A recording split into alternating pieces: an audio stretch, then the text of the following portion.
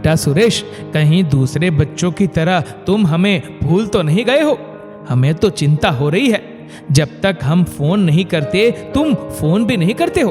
तुम्हारी माँ तो कह रही थी कहीं हमारे इकलौते बेटे ने हमें छोड़ तो नहीं दिया। देखो, अपनी माँ की शंका को दूर करो और कुछ रोज की छुट्टी लेकर यहाँ आ जाओ। बच्चों से मिले हुए भी कितना समय हो गया है। नरेंद्र जी अपने बेटे सुरेश से कहते हैं। सुरेश बोला, पापा, इन्हीं सब कारणों से मैं आपको कह रहा था कि रिटायरमेंट के बाद शहर में घर ले लेते हैं। आपने मेरी एक नहीं सुनी। अब देखिए, मैं किराए के मकान में रह रहा हूँ और आप गांव में रह रहे हैं। मैं काम धंधा छोड़कर बार बार कितनी बार गांव आऊंगा। बच्चे भी बड़े हो गए हैं, उनके ट्यूशन स्कूल होते हैं, वो भी अब स्कूल नहीं छोड़ना चाहते। अब आप बताइए, मैं बेटे का फर्ज निभाऊं या पिता और पति होने का फर्ज निभाऊं? नरेंद्र बाबू एक पल को चुप हो गए, फिर बोले, बेटा, तुम तो ऐसे कह रहे हो जैसे मैं कभी पति और पिता था ही नहीं। आखिर हमने ये सब कैसे मैनेज किया? मानता हूं तुम्हारी जिम्मेदारियां बढ़ गई है, तो क्या तुम अपने माता पिता को भूल जाओगे? सुरेश बोला, ठीक है पापा, मैं शनिवार को आता हूं, पर मैं अकेला आऊंगा। आकर फिर इस परेशानी का कोई हल निकालते हैं, क्योंकि बार बार आना जाना अब मुझसे संभव नहीं होगा। इतना कहकर उसने फोन रख दिया। जैसे ही सुरेश ने फोन रखा, उसकी पत्नी अनीता बोली, क्या बात हो गई? क्या बोल रहे थे ससुर जी? सुरेश ने सारी बात बताई तो अनीता बोली, फिर आपने क्या सोचा है? क्या उन्हें यहां लाकर रखेंगे या आप वहां जाकर रहेंगे? क्योंकि मैं और मेरे बच्चे तो गांव जाने से रहे, तो सोच समझकर फैसला करना। सुरेश बोला, तुम तो परेशानियों को कम करने की जगह मुझे और दुविधा में डाल देती हो। मैं कहां बोल रहा हूं कि वहां जाकर तुम सबको रहना होगा, पर इस परेशानी का कोई तो हल निकालना होगा, क्योंकि गांव में क्या कितना है ये सब अभी तक बस पापा ही जानते हैं। तो गांव जाकर कुछ ना कुछ तो करना ही पड़ेगा, वरना कल को अगर उन दोनों को कुछ हो गया तो मुझे तो मालूम भी नहीं कि गांव में कितनी संपत्ति है। यही सब सोचते हुए सुरेश मन में योजना बनाता हुआ दफ्तर के लिए निकल गया। 2 दिन बाद सुरेश अपने गांव पहुंचा। बेटे को देखकर माता पिता की आंखों की चमक उनकी खुशी बयां कर रही थी। मां ने आगे बढ़कर बेटे को गले से लगाया तो सुरेश बोला, मां, ये क्या कर रही हो? ये देखो, आपके हाथ कितने गंदे थे, मेरे पूरे कपड़े खराब हो गए। सुरेश की मां कमला जी बोली, मेरे लाल, धरती माता की धूल से कपड़े गंदे नहीं बल्कि पवित्र हो जाते हैं। तुम्हें याद है जब तुम मिट्टी में खेलकर आते थे तो मेरे आंचल से अपना चेहरा पोंछते थे? सुरेश बोला, तो क्या आप मुझसे उसका बदला ले रही है? नरेंद्र बाबू बोले, कमला, तुम्हारा बेटा अब बच्चा नहीं, बड़ा हो गया है। उसे अब तुम्हारे आंचल की नहीं, खुले आसमान की जरूरत है। तुम सुबह से ही इसके लिए कुछ बना रही थी, तो जाओ इसके खाने पीने की कुछ व्यवस्था करो।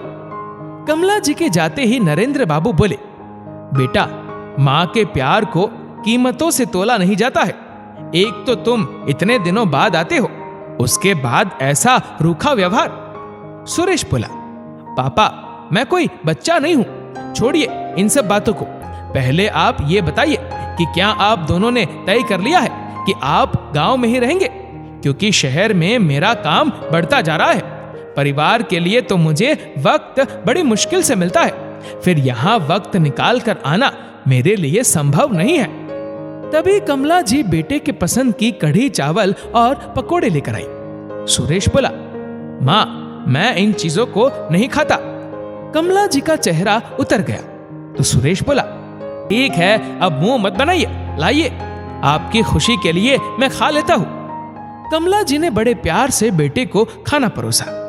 खाना खाने के बाद सुरेश ने थोड़ी देर आराम किया, फिर शाम में बरामदे पर बैठकर अपने घर के आसपास की हरियाली को देख रहा था। कमला जी उसके लिए गर्मा गर्म चाय लेकर आई।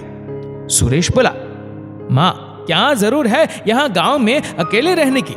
चलिए हमारे साथ, वहां शहर में रहिएगा। कमला जी बोली, बेटा, अब मुझसे भी कहां कोई काम हो पाता है। फिर अकेले तो मेरा भी मन नहीं लगता है। तभी नरेंद्र बाबू भी आए और बोले, चलो तुम्हें तुम्हारी जमीन और खेती दिखाकर लाता हूँ। ये बात सुनकर सुरेश बहुत खुश हुआ और बोला, हाँ पापा चलिए एक बार देखते हैं कि कौन सी चीज कहाँ है। आखिरकार मुझे ही तो उसका हिसाब लगाना होगा। नरेंद्र बाबू आश्चर्य से उसे देखने लगे, परंतु बेटे का साथ जरूरी समझा और उन बातों पर उन्होंने तवज्जो नहीं दिया। फिर सुरेश को उसकी जमीन जितनी संपत्ति थी सबका ब्यौरा दिया। अगले दिन सुबह जब सब एक साथ बैठकर खा रहे थे तो कमला जी खाना परोस रही थी। सुरेश बोला, पापा आप देख रहे हैं माँ की हालत, अब इनसे कोई काम ठीक से नहीं हो पाता, तो क्यों जबरदस्ती इन्हें गांव में रख रहे हैं? आप हमारे साथ चलते क्यों नहीं हैं? मैं तो कहता हूँ सारी चीजों को बेचकर शहर में एक अच्छा सा मकान ले लेते हैं, फिर मेरा किराया भी बच जाएगा और आप सबका साथ भी मिल जाएगा। बेटे के साथ रहने की बात सुनकर कमला जी के चेहरे पर खुशी आई और वो धीरे से नरेंद्र बाबू को बोली, जब बेटा खुद आगे बढ़कर हमें साथ रहने के लिए कह रहा है तो अब आप मान भी जाइए। यहाँ अकेले मन नहीं लगता है, वहां सबके साथ रहेंगे तो कितना अच्छा लगेगा। नरेंद्र बाबू बोले, सुरेश रोड के किनारे वाली जमीन की कीमत बहुत है, उसे बेच देता हूँ। खेती वाली जमीन और ये घर मैं बेचना नहीं चाहता, क्योंकि उसी जमीन पर खेती करके कुछ गरीब किसान अपने परिवार का पेट भरते हैं। मैं उनके भूखे बच्चों के दुख का कारण नहीं बनना चाहता। सुरेश झट से मान गया, क्योंकि रोड के किनारे की जमीन लाखों की थी। उसने कहा, ठीक है, अगर आप इस टूटे फूटे मकान को नहीं बेचना चाहते तो रहने दीजिए, मगर वो किसान खेती का आधा पैसा तो हमें भिजवा देगा। नरेंद्र बाबू बोले, हाँ हाँ वो आधा पैसा हर साल हमें भिजवा देगा। सुरेश बोला, तो तय रहा, आप वो जमीन अच्छे दामों में बेच दीजिए। 15 दिन बाद का आपका टिकट मैं करवा कर भेज दूंगा। अपना जरूरी सामान लेकर शहर आ जाइए। देखते देखते शाम हो गई और सुरेश वापस चला गया। जब वो घर पहुंचा तो अनीता बोली, वहां बात क्या हुई, ये तो आपने मुझे बताया ही नहीं। सुरेश ने जब सारी बात बताई तो अनीता बोली, क्या वो लोग यहाँ आकर रहेंगे? सुरेश बोला, पूरी बात तो सुनो। अब तुम्हें इस किराए के मकान में रहने की जरूरत नहीं है। 15 दिन बाद हम अपना बड़ा सा घर ले लेंगे। पैसों का इंतजाम पापा करेंगे। उसी घर में एक छोटा सा स्टोर रूम देख लेना, जिसमें मम्मी और पापा भी रह लेंगे। अनीता ने पहले मुंह बनाया, फिर अपने घर की तैयारी करने लगी। इधर सुरेश और अनीता ने अपनी पसंद का घर देखा और नरेंद्र बाबू को बोले, सारा पैसा अकाउंट में ट्रांसफर कर दीजिए। पिता ने बेटे पर भरोसा करके पैसा भेज दिया और सुरेश ने जल्दी से घर अपनी पत्नी के नाम पर खरीद लिया। देखते ही देखते 15 दिन बीत गए। नरेंद्र बाबू पत्नी के साथ वहां से निकले तो सुरेश बोला, पापा मैं स्टेशन नहीं आ पाऊंगा, मैं घर का पता आपको लिखवा देता हूँ, आप रिक्शा करके आ जाइएगा। नरेंद्र बाबू को ये बात अच्छी नहीं लगी तो कमला जी बोली, हो सकता है हमारे आने की तैयारी कर रहा होगा, इसीलिए नहीं आया, चलिए चलते हैं। जब वो घर पहुंचे तो अनीता ने बेमन से उनका स्वागत किया और उनका सामान नौकरों से छोटे से कमरे में रखवाया। नरेंद्र बाबू बोले, बहू क्या शहर के कमरे इतने छोटे होते हैं? इससे अच्छा तो गांव है। अनीता बोली, पापा जी जितना गुड़ डालेंगे उतना ही स्वाद मिलेगा। आपको क्या लगता है आपके भेजे हुए पैसे से ये घर हो गया? हमने अपने जीवन भर की पूंजी लगा दी, तब जाकर ये घर खरीदा है। कमला जी बोली, अरे बहू इनकी तो मजाक करने की आदत है, कमरा छोटा हो या बड़ा सबका साथ जरूरी होता है। अनीता बोली, मम्मी जी ऊपर हमारा और बच्चों का कमरा है, नीचे ये आप लोगों का और एक गेस्ट रूम है, कभी कोई आए तो उसके लिए वो कमरा अलग से रखा है। अब इससे ज्यादा खर्च करने की हमारी औकात नहीं है। इतना कहकर अनीता चली गई। जैसे तैसे उस कमरे में दोनों ने अपना सामान रखा। 1-2 महीने बहुत आवभगत हुई। फिर एक रोज नरेंद्र बाबू कुछ दवाई के लिए सीढ़ियों से बेटे बहू के कमरे तक जा रहे थे। रास्ते में ही नौकर ने कहा, बाबूजी आपको जो चाहिए हमें बता दीजिए। मैम साहब ने कहा है नीचे से ऊपर कोई नहीं जाएगा। अगले दिन बेटा दफ्तर जाने लगा तो नरेंद्र बाबू ने नौकरों की कही हुई बात बताई तो सुरेश बोला, क्या गलत कहा उसने? ऊपर आपकी बहू रहती है, ऊपर जाकर आप क्या करेंगे? खाने के लिए आपको नीचे ही मिल जाता है।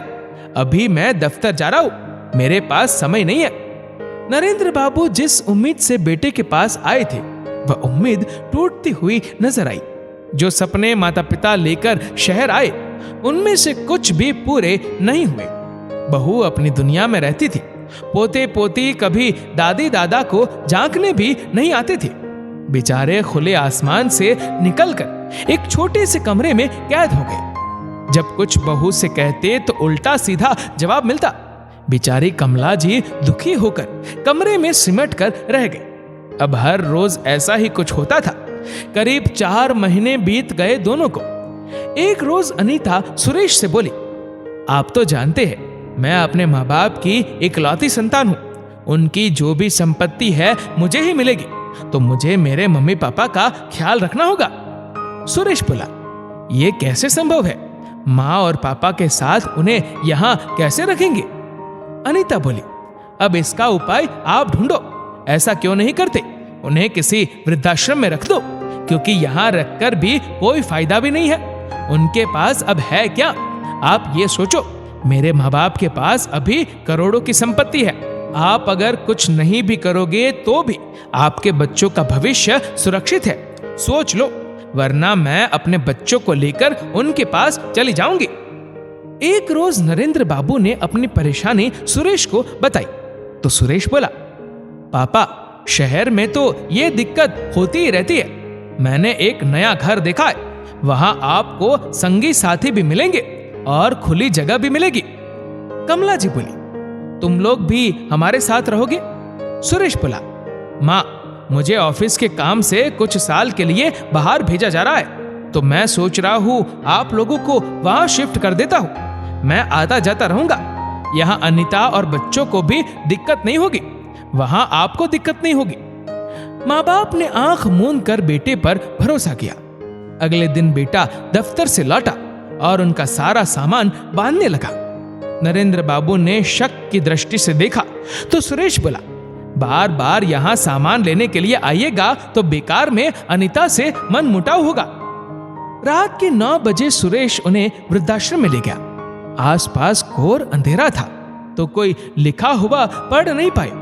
सुरेश ने अपने हाथों में कुछ पैसे देकर कहा, पापा ये सामने ऑफिस है, वहां जाकर ये पैसे जमा करवा दीजिए, मैं आपका बाकी का सामान लेकर आता हूं। मैनेजर ने उनका नाम पता सब कुछ लिखा। कुछ देर बाद वो बोले, मेरा बेटा अभी तक नहीं आया, मैं देख कर आता हूं। मैनेजर हंसकर बोला, नरेंद्र बाबू वृद्धाश्रम में बच्चे माँ बाप को जब छोड़कर जाते हैं तो कहां लौट कर आते हैं? उसकी बात सुनकर नरेंद्र बाबू और कमला जी के पैरों से जमीन खिसक गई। कमला जी रोकर बोली, हमारे अपने ही खून ने हमें धोखा दिया, हमें खुली जगह में रहने का वादा कर वृद्धाश्रम में छोड़ गया। क्या इसी दिन के लिए हम अपने बच्चों के लिए घर तैयार करते हैं ताकि वो बुढ़ापे में अपने माँ बाप को वृद्धाश्रम में छोड़ाए? नरेंद्र बाबू सब समझ गए। कमला जी का रो रो कर बुरा हाल था। जब सुबह हुई तो अपने जैसे कितने ही लोगों को देखकर नरेंद्र बाबू कमला जी को बोले, देखो कमला, एक हम अकेले नहीं जिनके बच्चों ने उन्हें दगा दिया हो। कितने ही माँ बाप ऐसे हैं जो अपने ही बेटे बहू के हाथों ठगे गए हैं। धीरे धीरे समय बीता। नरेंद्र बाबू ये सोचकर संतुष्ट थे कि कम से कम रोज की जिल्लत की जिंदगी से यहाँ पराये लोगों के साथ अपनापन मिलेगा। उन्हें इस बात से खुशी थी कि गांव की जमीन उन्होंने बेची नहीं थी। घर तो वहां भी था, पर अब वृद्धाश्रम में ही रहना उन्होंने उचित समझा। अब हर साल गांव जाते और वहां से जो भी पैसे मिलते उससे वृद्धाश्रम में रहकर अपना गुजारा करते थे। दोस्तों, ऐसा क्यों होता है? जिन बच्चों के लिए माँ बाप अपना पेट काट कर घर तैयार करते हैं, बदले में वो माँ बाप को वृद्धाश्रम भेंट करते हैं। दोस्तों, इस वीडियो को आप किस तरह से देखते हैं? आपके विचारों और सुझावों को नीचे कमेंट करके जरूर बताएगा। और अगर आपको ये वीडियो अच्छा लगा हो तो इस वीडियो को लाइक करेगा, शेयर करेगा ज्यादा से ज्यादा लोगों तक। और ऐसे ही और भी इंस्पिरेशनल वीडियोस के लिए सब्सक्राइब करें हमारे यूट्यूब चैनल को और फेसबुक पर फॉलो करें हमारे पेज को। धन्यवाद।